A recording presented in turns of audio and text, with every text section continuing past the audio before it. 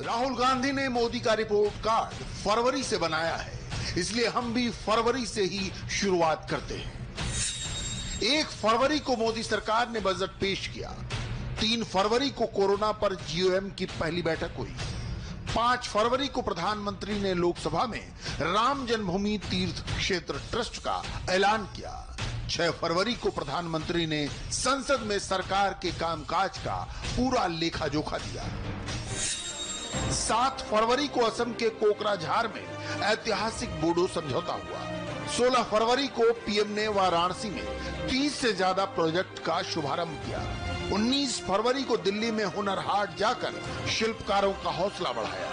20 फरवरी को राम जन्मभूमि तीर्थ क्षेत्र ट्रस्ट के सदस्यों के साथ मंदिर निर्माण पर चर्चा की। 24 फरवरी को अहमदाबाद में ऐतिहासिक नमस्ते ट्रंप कार्यक्रम हुआ। 25 जनवरी को पीएमओ में कोरोना पर बैठक हुई, जिसमें GIS data mapping, hot spot, medical facility, testing और कॉन्टैक्ट ट्रेसिंग पर विचार किया गया। 26 फरवरी को कैबिनेट में प्रधानमंत्री फसल बीमा योजना को मंजूरी दी गई। राहुल गांधी मोदी पर कोरोना वायरस को मिसहैंडल करने का आरोप लगाते हैं। फरवरी महीने में देश में कोरोना की हकीकत इन तस्वीरों में दिखती है। मोदी सरकार ने चीन के वुहान में फंसे भारतीयों को रेस्क्यू किया। उनको दिल्ली लाकर छावला के आईटीबीपी कैंप में उनकी देखरेख की।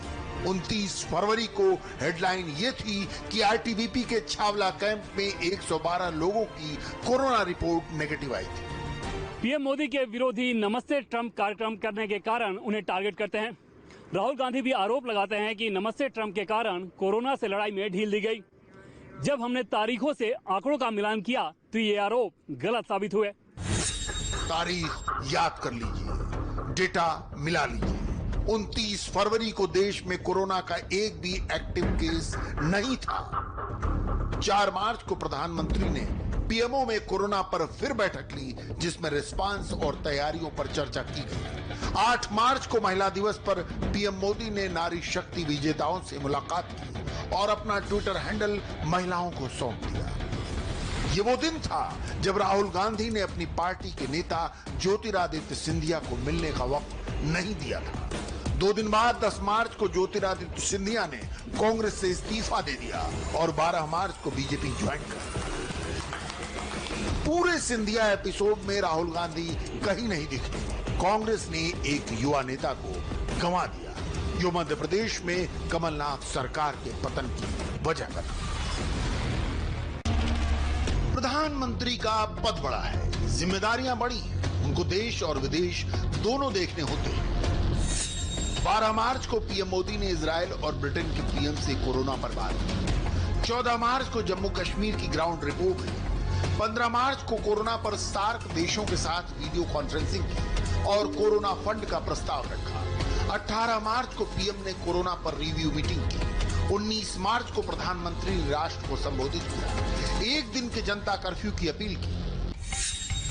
20 मार्च को मोदी ने वीडियो कॉन्फ्रेंसिंग पर सभी मुख्यमंत्रियों के साथ चर्चा की। 21 मार्च को दवा उद्योग के प्रतिनिधियों के साथ बैठक की।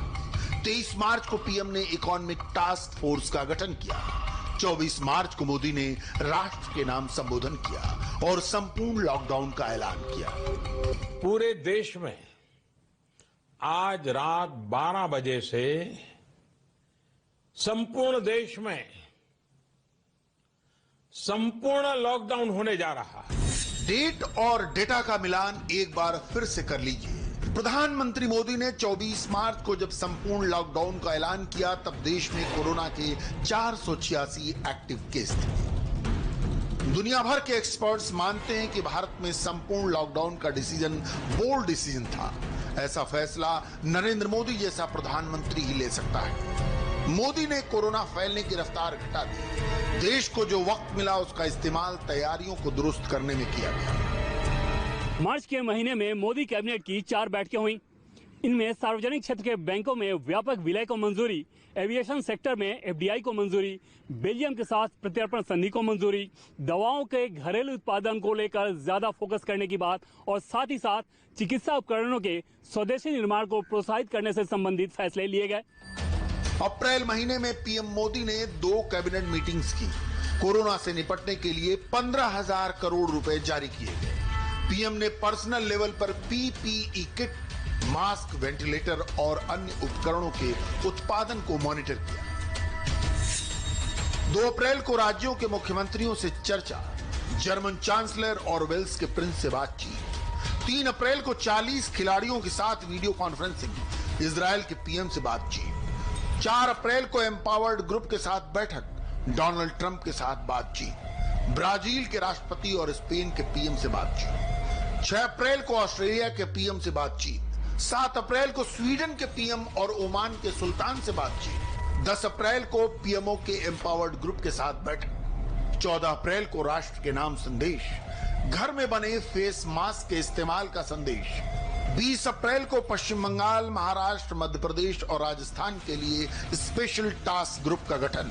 24 अप्रैल को ग्राम पंचायतों के साथ चर्चा। 27 अप्रैल को मुख्यमंत्रियों के साथ मीटिंग में 2 गज की दूरी का मंत्र। अप्रैल के महीने में पीएम मोदी का ज्यादा जोर लोकल प्रोडक्शन बढ़ाने पर रहा। विदेशी निवेश को आकर्षित करने के लिए पीएम मोदी ने कई बैठकें की। बैठकों में गृह मंत्री अमित शाह, वित्त मंत्री निर्मला सीतारमण, वाणिज्य मंत्री पीयूष गोयल के साथ कैबिनेट सेक्रेटरी भी शामिल होते थे और इन्हीं तैयारियों के आधार पर मई में आत्मनिर्भर भारत अभियान चलाया गया। प्रधानमंत्री ने 12 मई को आत्मनिर्भर, इस दौरान पीएम की व्यस्तता में कोई कमी नहीं आई, लेते रहे। 2 जून को अनलॉक 1 के बाद ग्रोथ रेट वापस लाने का उपाय बताया। आत्मनिर्भर भारत के लिए इंटेंट, इंक्लूजन, इन्वेस्टमेंट, इंफ्रास्ट्रक्चर और इनोवेशन पर जोर दिया। अमेरिकी राष्ट्रपति डोनाल्ड ट्रंप से बातचीत, G7 के विस्तार और चीन के साथ तनाव की चर्चा हुई। 4 जून को वर्चुअल ग्लोबल वैक्सीन समिट को संबोधित किया। 13 जून को गृह मंत्री के साथ कोविड रिव्यू मीटिंग की। 16 जून को मुख्यमंत्रियों के साथ बैठक की। 19 जून को भारत चीन सीमा हालात पर सर्वदलीय बैठक हुई। 30 जून को वैक्सीन पर समीक्षा बैठक हुई। प्रधानमंत्री मोदी ने देश को 20 लाख करोड़ रुपए का कोरोना राहत पैकेज दिया। इसमें किसानों, मजदूरों और छोटे बड़े उद्योगपतियों से लेकर रेहड़ी पटरी वालों तक का ख्याल रखा गया। प्रधानमंत्री ने प्रधानमंत्री गरीब कल्याण अन्न योजना को भी 30 नवंबर 2020 तक बढ़ाने को मंजूरी दी। 3 जुलाई को प्रधानमंत्री ने लद्दाख का ऐतिहासिक दौरा किया और चीन को डायरेक्ट मैसेज दिया। हम, और ये हमारी पहचान है, हम वो लोग हैं जो बांसुरीधारी कृष्ण की पूजा करते हैं, तो हम वही लोग हैं जो सुदर्शन चक्रधारी कृष्ण को भी आदर्श मान करके चलते हैं। 3 जुलाई को लेह से लौटने के तुरंत बाद मोदी ने असम की बाढ़ का रिव्यू किया। 4 जुलाई को कृषि क्षेत्र में रिसर्च पर समीक्षा बैठक की। 9 जुलाई को इंडिया ग्लोबल वीक 2020 में हिस्सा लिया। 10 जुलाई को रीवा में 750 मेगावाट के अल्ट्रा सोलर पावर प्रोजेक्ट का लोकार्पण किया। 11 जुलाई को कोरोना पर रिव्यू मीटिंग की। 15 जुलाई को केदारनाथ धाम में हो रहे विकास कार्यों को देखा। इसी दिन यूरोपियन यूनियन के साथ समिट में शामिल हुए।